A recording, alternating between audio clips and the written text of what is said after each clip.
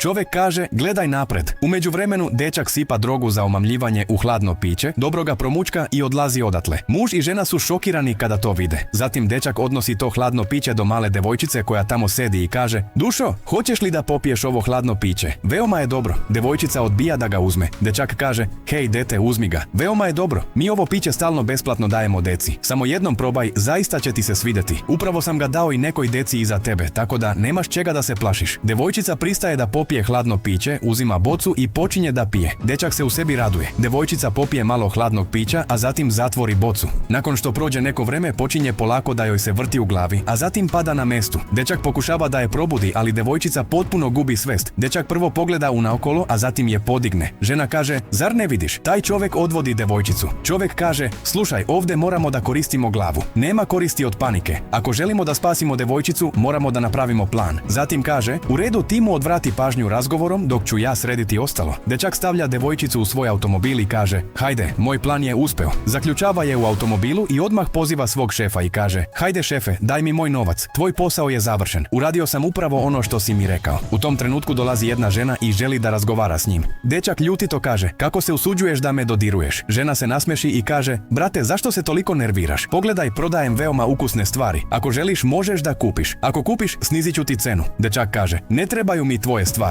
Odlazi odavde. Žena se nasmeši i kaže, brate, veoma se ljutiš. Razgovarajmo mirno. Možeš ih dobiti i kao poklon. Dobit ćeš i kupon, a nakon što ga ogrebeš, sve što se pojavi bit će tvoje. Možeš čak da osvojiš lutriju do 50.000. Dečak pristaje da kupi stvari. Žena ga svojim pričama drži zauzetim. U međuvremenu čovjek tiho prilazi automobilu, otvara vrata i pokušava da krišom izvuče devojčicu. Nakon nekog vremena devojčica dolazi sebi. Čovjek je bezbedno izvodi iz automobila, tiho zatvara vrata automobila i odlazi odatle sa devojčicom. Žena kaže, vidiš kako je ovo dobro. Možeš čak i da zaradiš novac prodajući ovo, jer ti ovo dajem uz 50% profita. Dečak srećno kupuje sve stvari. S druge strane, čovjek odvodi devojčicu na obližnje mesto i kaže, vidiš, onaj čovjek je pokušavao da te odvede negde. Devojčica kaže, ali čiko, zašto je taj čovjek hteo da me odvede? Čovjek kaže, dete, taj čovjek je bio kriminalac. Dao ti je hladno piće sa drogom i onesvestio te. Mi smo sve videli. Devojčica je iznenađena. Čovjek kaže, da nisam sve ovo video, on bi te sakrio u automobilu, odvezao negde i prodao nekome. Božjom milošću uspeli smo da te spasimo na vreme. Devojčica kaže, čiko, hvala vam puno. Spasili ste mi život. Zatim dolazi njegova žena i kaže, hajde, veoma dobro sam ga obmanula svojim pričama. Čovjek kaže, u redu dete, sada možeš bezbedno da odeš kući. Pouka. Deca treba da razmisle pre nego što uzmu bilo šta od stranaca. Pa, prijatelji, da li biste i vi savjetovali svoju decu ovako? Obavezno napišite svoje mišljenje u komentarima. Ako vam se video dopao, lajkujte ga i pretplatite se na naš kanal. Hvala.